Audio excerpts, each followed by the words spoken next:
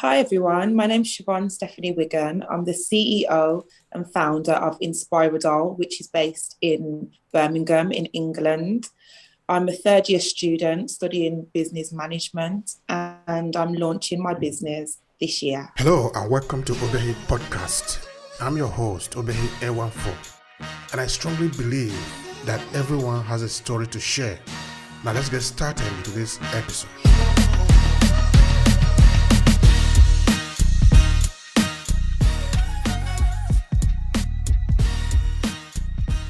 It's a doll business. There's 4 dolls in the collection. There's a black doll, a Muslim doll, a Chinese doll, and a white doll. And they're all best friends and they go around the world discovering inspiring women in history and new cultures. All right, now let's take a step back into try to understand you personally. Tell me a little bit about you when you were born and about the place where you grew up. Let us know you better from there. So I was born in England, in Birmingham, and I've lived in Birmingham all my life. My family's from Jamaica, but they have also lived in England all their life. That's it, really. This idea of dough, where does it come from? This is your creation, your creativity. Okay, so I attended university, and as I said previously, I'm doing business management. So business has always been an interest of mine. One day into my first year of studying, my niece, Naya, who at the time was only 5, she confided that she didn't want to be black. She felt like her skin complexion, which is a darker black, she felt like it was ugly. And you know, we can't do nothing about the skin that we're born into. So it was really worrying to me that she was already feeling so insecure and low in confidence at such a young age. So I'm quite solution driven. And I thought, how can I incorporate this issue that she's brought to me with a business idea? And that's where the doll idea was created. That is very interesting. Is there some other persons that you know that have this kind of feeling relating to, because of course they are living in a society where the majority are white, so-called. I don't know the people that are really white as it were. Okay, fine. So that sort of might be influencing how they perceive themselves, because they look at the mirror, sometimes they see other people, no, instead of themselves. Have you seen other people that have those kind of feeling that sort of, I don't know, just thinking aloud? Yeah, I do. I see it in women my own age. I'm 30 years old. And I think the society that we live in, it shines the light on fairer skin complexions, white, light skinned. And I think the darker skin kind of gets less praise. So it's, as you're growing up and you have that skin complexion, I think internally you're told to not love yourself as much as you should if you had fairer skin. And I'm light skinned, so I've had the privilege of feeling how you are privileged. You are more privileged when you are lighter skinned. And a lot of my black sisters who are darker skinned, they have shared with me that they do feel inadequate sometimes, and it's taken them a while to build that self-love in themselves, to realize that they are equal, if not more beautiful than someone that is white with blonde hair and blue eyes. All right. Sorry that I'm taking a little bit, taking the story back instead of just going forward with the dough. Of course, we are getting there. And the point is that we try to understand where we are coming from, because that is very important for us, no? And so that we know, it helps us also understand where we are going. We're going to spend some time on the dough and also the business around it. We are coming to that part just now. Now, when you had feelings like that, or maybe not you having the feeling, when you engage with people who have those kind of feeling of insecurity, as it were, because it's not only there, even here in Italy, it's something that we see around, particularly of the second generation, as it were, no? Of people who were born here, who grew up and sort of understand that the way the society portrayed a certain image to them is different from what they think it should be. Therefore, there is a little bit of rebellion, as it were, no? So people start to tell story, challenge the narrative, as it were. So, do you have a kind of encounter with your parents, like to know maybe because they one time were also like you, maybe when they were growing up, if they were born in UK, or maybe when they came to UK they were much younger, if the story was the same or it's only changing in your time? No, I think this story is as old as time, to be honest. My parents are both light skinned, so I don't think they had that. Obviously, they had issues of racial injustice, but it's funny that you should ask me this question because my nan, I love her to bits, but she's very old school and she's always favoured her lighter skinned grandchildren, which is really bad to say, but yeah, she has. And I think it just goes back to the generations when slavery was going on and the lighter slaves were seen as more beautiful. The darker ones were put in the field. You know, I think it's just something that's been passed down to generation, and unfortunately, it's still happening now. All right, that is a disease. The disease is still there. It's still ravaging around. No, that is okay. All right, now let's come back to your creation. What kind of a message do you want to make? Because, like I was just telling you, there are many children of Africans or maybe children of mixed race in Europe who are almost like kind of rebelling to the system because the system is not giving them the chance to be who they are naturally without the pretense around it. No, they don't feel comfortable about that, so they are challenging, writing books, singing music, doing things to prove that it is not right. So, in your case, what is your message? I would say go for it. I think don't let anybody put labels on you. Don't let anybody tell you who you should be if it's not saying you need to fulfill your potential. I think you should rebel. Obviously, like do it in a nice way, as nice as you can if you're going to rebel. But I think, yeah, and I think that will keep people hungry. That keeps people wanting to create because where it came from was oppression. So, yeah, I would say go for it. All right. The business of dough. Now you created this image that you have talked about now. But how did you start to create it? Because one thing is to have an idea of something you want to create. The other thing is to be able to create it. So take us to the journey. How did you do it? Okay, so initially I had the idea and I wasn't sure how I was going to do it. So I started speaking to somebody who is really good at drawings and I explained how I wanted the doll to look. This was the first doll and they created the image, and then I started working with some agencies who offered me business support. And one of the agencies had a workshop. They had a design workshop where you could make prototypes. So that was where I made the first prototype. And it wasn't very good, I'm not going to lie, but it was great to learn the process of prototyping. And then once that was finished, I found a manufacturer in England and I sent over the picture of the drawing and I said, this is what I wanted. Can you do it? They said that they could. So they sent me a prototype and I really liked it. So then from there, I started working with another business agency called Steam House. And Steam House, the manager of Steam House gave me the confidence to reach out to China because at the time, being a starting entrepreneur, I was thinking about all the risks, basically. I was thinking, what if they just take my money? They're so far away. How do I know that the language barrier isn't going to get in the way? But he told me just take a risk, make it calculated, but it will pay off. So I went onto a website called Alibaba, which has a long range of manufacturers on there. So I started speaking with a few. Once I'd found one that was a great match, I then sent over the first initial picture of the drawing and a picture of the prototype that I'd made as well, the prototype that the manufacturer from England had made.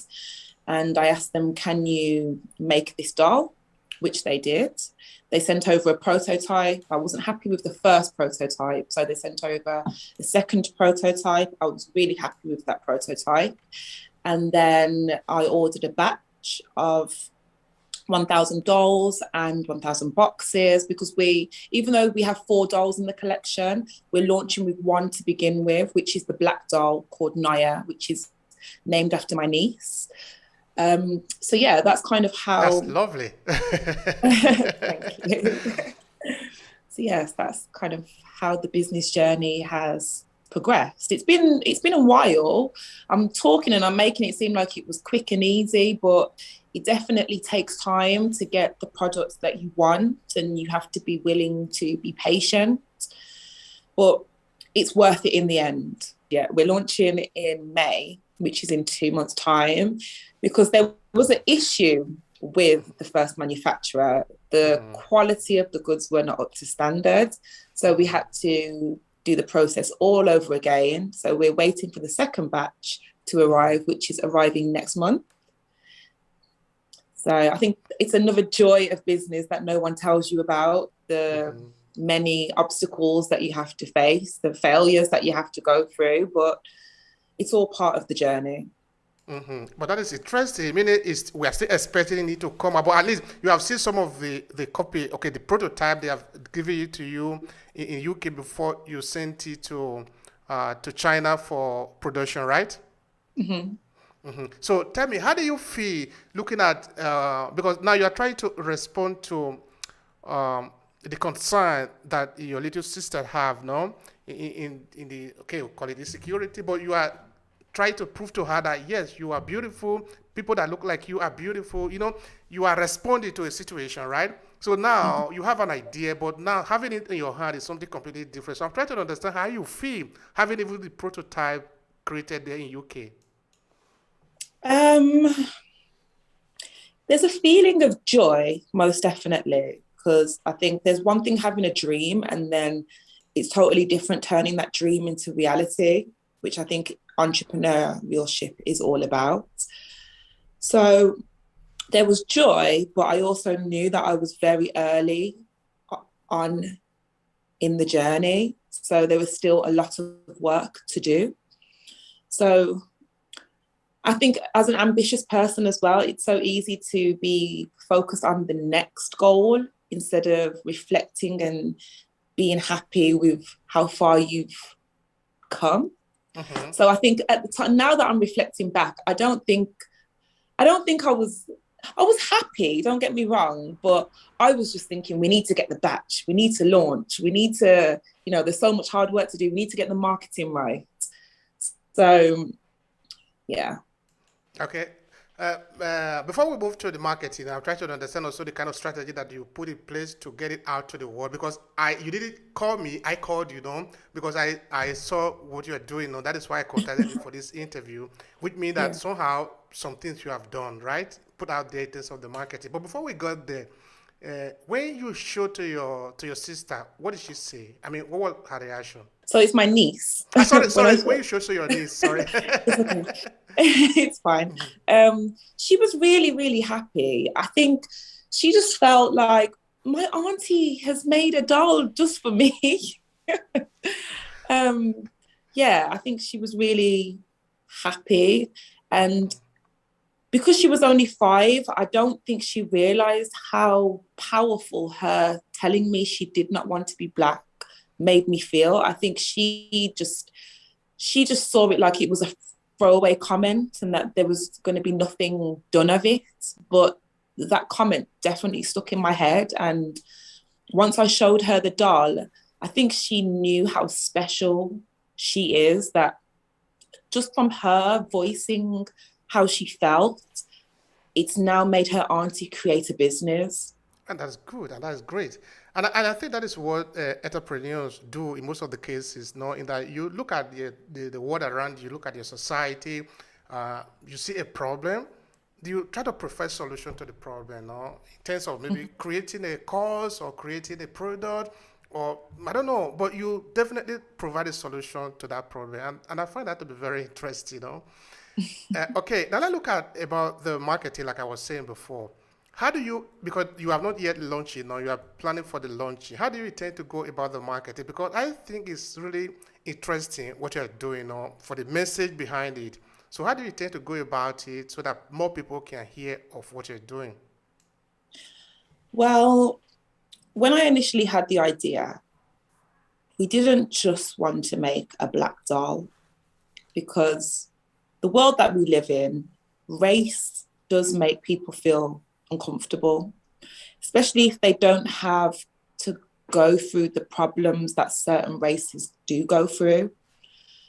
They'd rather just ignore those problems if it doesn't affect them.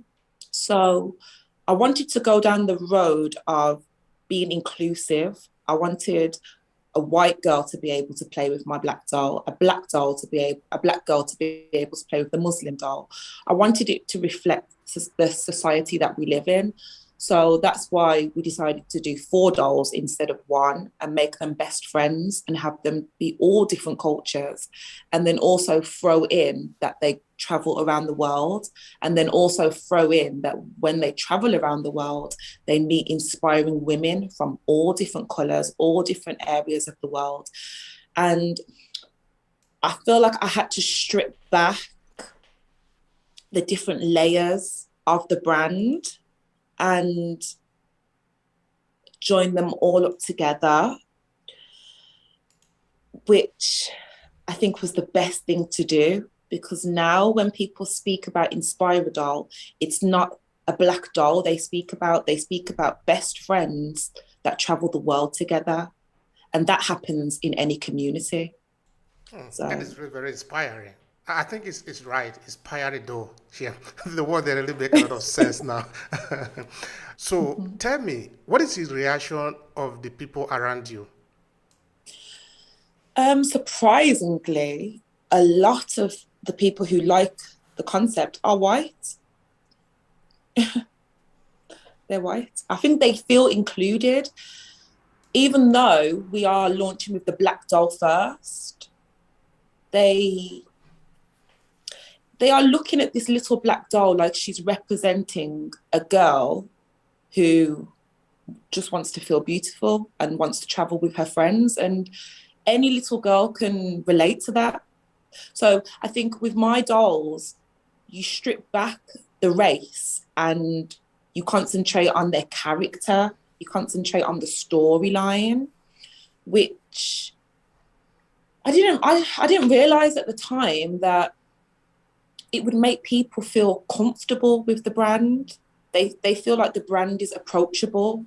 They feel like they can come and ask questions about race and about, things that they don't understand, because that barrier is down. It's like that we've bridged the gap between cultures.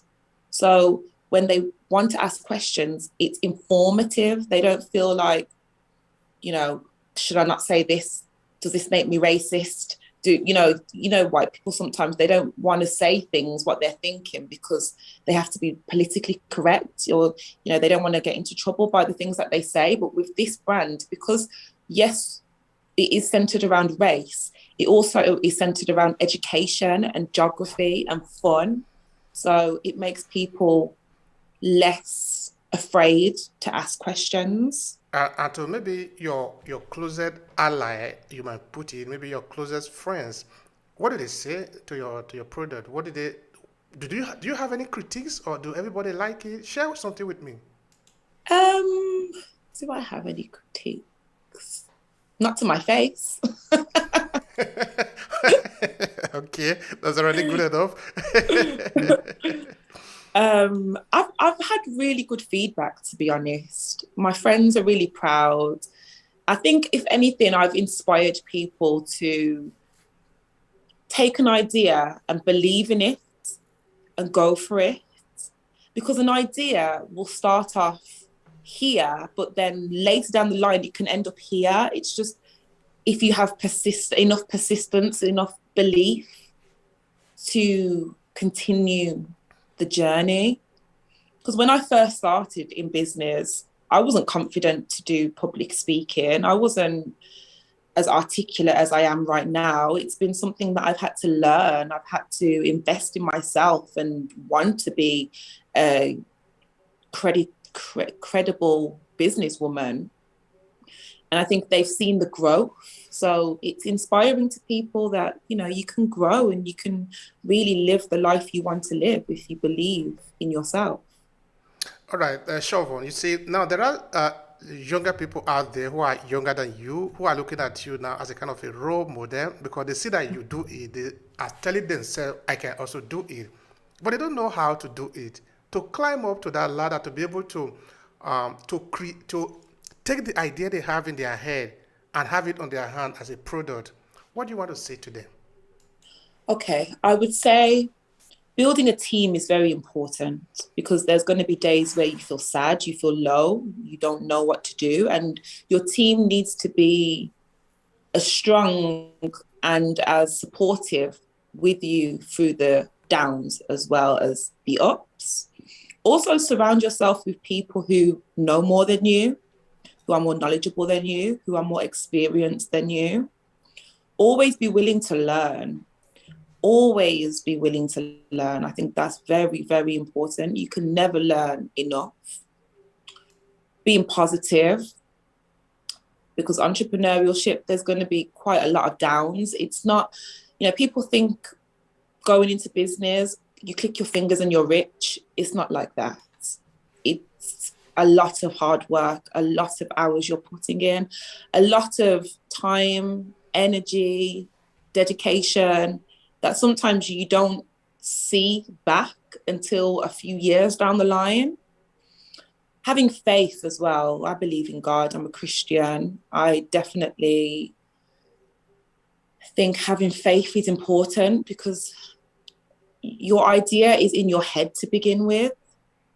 And to turn it into something tangible, you have to have faith before it's happened. You have to know this idea that I have it's going to work out. And even if you don't see it at the moment, you have to see it in your head first. And that's what you're working with, what you see in your head. What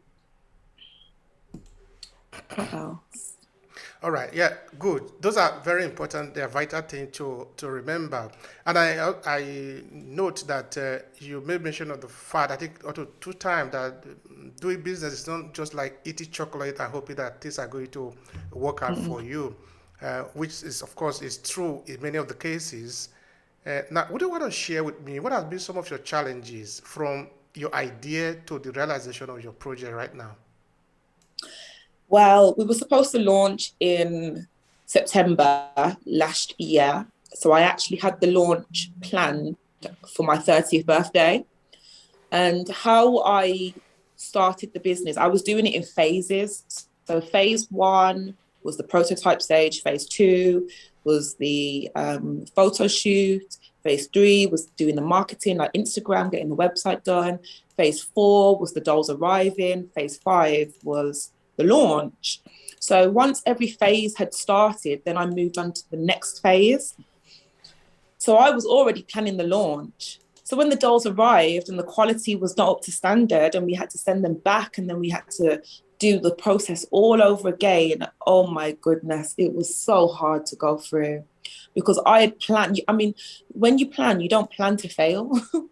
So to have to start all over again and have that setback. And at the time, it was embarrassing to me as well, because I have all these business people that I guess had put me on a pedestal and was only expecting the best from me.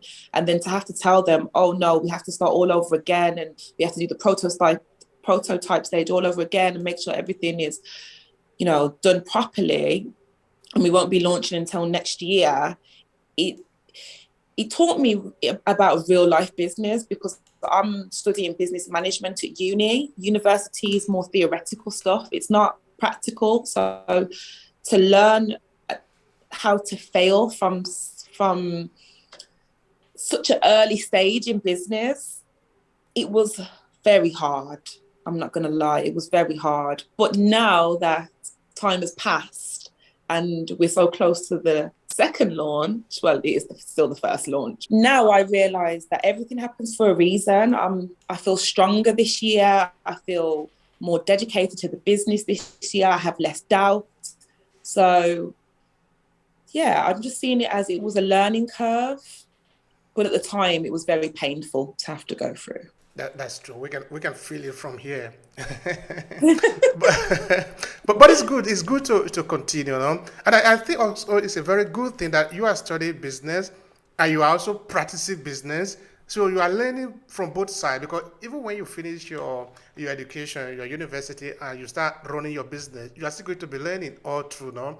Because things, sometimes you have the idea, but when you put it in practice, you see that it's completely different from what you have in your head. So you are going to be adapting all the time. So it's really very interesting. But what actually I'm trying to ask there is, what do you like more in business? Because if you are studying it in the university and you are practicing it by creating your own business, there must be something that is motivating you into that, no? So share with us, what is motivating you in business?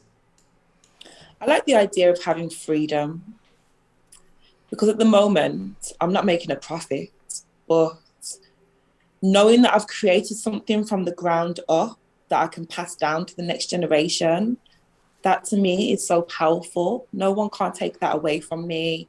You know, I love that idea of just creating and being able to continue creating. I also have enjoyed networking with like-minded people. So the idea that we have is to do a sip and paint for children. So it's where the children come and they do drawings and they have little girly drinks. And then we'll have the reveal of the doll. And I want it to be like a party, you know, it's like a celebration, something for them to remember. And then we also want to, thank you. We also want to invite press, some press, some media, some of the business associates that I'm working with, the organizations that I'm working with, some of my business mentors as well. Just everyone who's been a part of the Inspire Doll journey and had a huge impact in supporting me and my business, just to give back and say thank you. If you enjoy this podcast, make sure you subscribe so you never miss any of our future episodes. Rate and review Obehi Podcast and share with your friends who might need it. I remain Obehi Ewafo. Thank you so much for listening, and talk to you in the next episode.